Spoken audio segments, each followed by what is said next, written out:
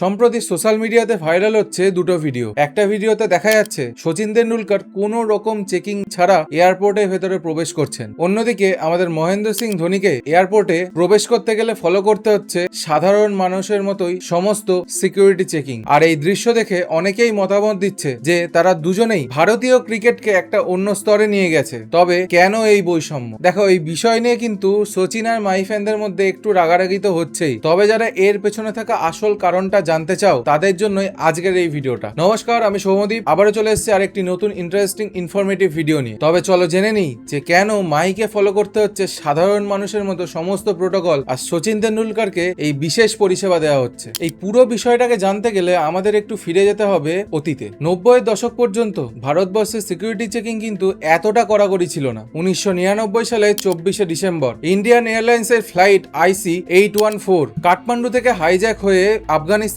কান্দাহারে পৌঁছায়। আর ঠিক এই ঘটনার পরেই ভারত সরকার এই হাইজ্যাকগুলোকে রুখতে ভারতীয় এয়ারলাইন্সের সমস্ত নিরাপত্তার দায়িত্ব তুলে দেয় CISF অর্থাৎ সেন্ট্রাল ইন্ডাস্ট্রিয়াল সিকিউরিটি ফোর্সের উপরে, এবং একটি বিশেষ সংস্থা তৈরি করে যার নাম BCAS অর্থাৎ bureau of civil aviation security. BCAS একটি কড়া নিয়ম চালু করে যাকে বলা হয় প্রি এম্বার্কেশন সিকিউরিটি চেক অর্থাৎ PESC।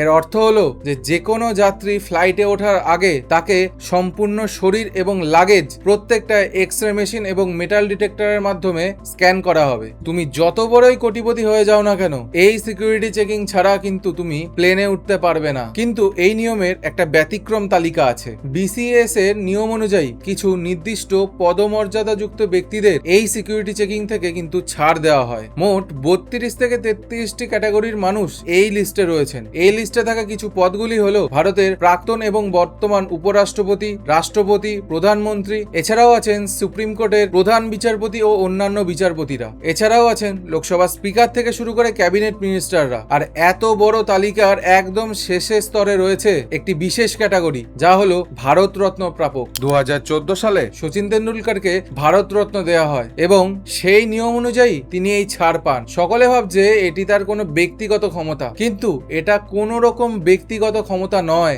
এটি হলো রাষ্ট্রের দেওয়া একটি সাংবিধানিক প্রোটোকল। ভারতরত্ন হলো ভারতের সর্বোচ্চ অসামরিক সম্মান। অনেকেই ভাবে যে ভারতরত্ন হয়তো শুধুমাত্র মেডেল আর হচ্ছে শংসাপত্র, কিন্তু না, ভারত সরকারের একটি তালিকা রয়েছে যাকে বলা হয় টেবিল অফ প্রেসিডেন্স বা পদমর্যাদার ক্রম। এই তালিকায় ভারতরত্ন প্রাপকদের স্থান দেওয়া হয়েছে 7A পজিশনে। জানলে অবাক হবে, এই 7A পদমর্যাদার অর্থ হলো সরকারি প্রোটোকল অনুযায়ী একজন ভারতরত্ন প্রাপক সুপ্রিম কোর্টের সাধারণ বিচারপতি থেকে শুরু করে রাজ্যের মুখ্যমন্ত্রী অথবা নির্বাচন কমিশনার অথবা ক্যাবিনেট মন্ত্রীদের সমতুল্য সম্মান পান। তবে তোমরা তো শুধুমাত্র সচিন তেন্ডুলকরের এয়ারপোর্টে বিনা চেকিং এ ঢোকার ভিডিও দেখেছো। এছাড়াও ভারতরত্ন প্রাপক ব্যক্তিরা অনেক অভাবনীয় সুবিধা পান। প্রথমত, মেরুন পাসপোর্ট। তারা সাধারণত ব্লু পাসপোর্টের বদলে মেরুন কালারের ডিপ্লোম্যাটিক পাসপোর্ট পান। আর এই পাসপোর্টের সাহায্যে তারা বিশ্বের বহু দেশে কোনো রকম ভিসা ছাড়া তারা যাতায়াত করতে পারেন। এছাড়াও আছে প্লেন অথবা ট্রেনে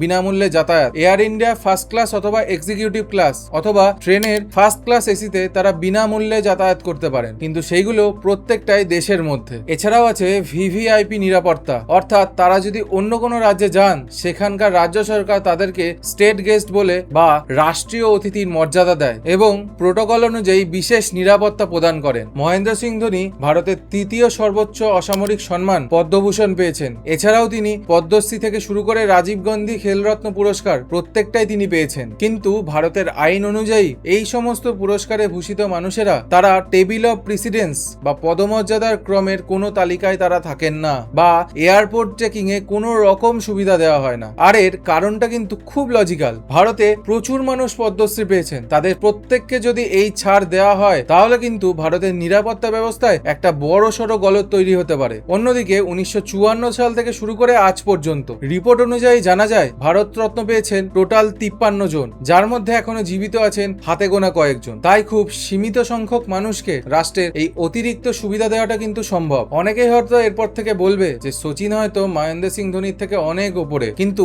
এই কথাটা মাথায় রেখো, আমাদের মাহি ভাই অর্থাৎ আমাদের ক্যাপ্টেন কুল নিজে একজন প্রাক্তন টেরিটোরিয়াল আর্মির লেফটেন্যান্ট কর্নেল। তিনি দেশের নিরাপত্তা নিয়মাবলীকে সম্মান করেই সাধারণ মানুষের মতো লাইনে দাঁড়িয়ে সিকিউরিটি চেকিং করান, যা তার ব্যক্তিত্বকে আরো কিন্তু মহান করে তোলে। বলে। দেখো এই ভিডিও থেকে তো একটা জিনিস তোমরা বুঝে গেছো যে শুধুমাত্র একটা ভিডিও দেখে কোনো কিছুকে জাজ করা উচিত না, না কোনো রকম সিদ্ধান্তে পৌঁছানো উচিত। আর আজকের এই ভিডিও যদি তোমাদের ভালো লেগে থাকে বা তোমাদের জন্য যদি একটু ইনফরমেটিভ হয়ে থাকে তাহলে অবশ্যই চ্যানেলটাকে সাবস্ক্রাইব করবে, ভিডিওটাকে সকলের মধ্যে শেয়ার করে দিও আর লাইক টাইক করে দিও। আর ভালো লাগলে অবশ্যই কমেন্টে জানাবে। চলো দেখা হচ্ছে নতুন একটা কোনো ইন্টারেস্টিং ইনফরমেটিভ ভিডিও নিয়ে। সকলে ভালো থেকো, সুস্থ থেকো, নমস্কার।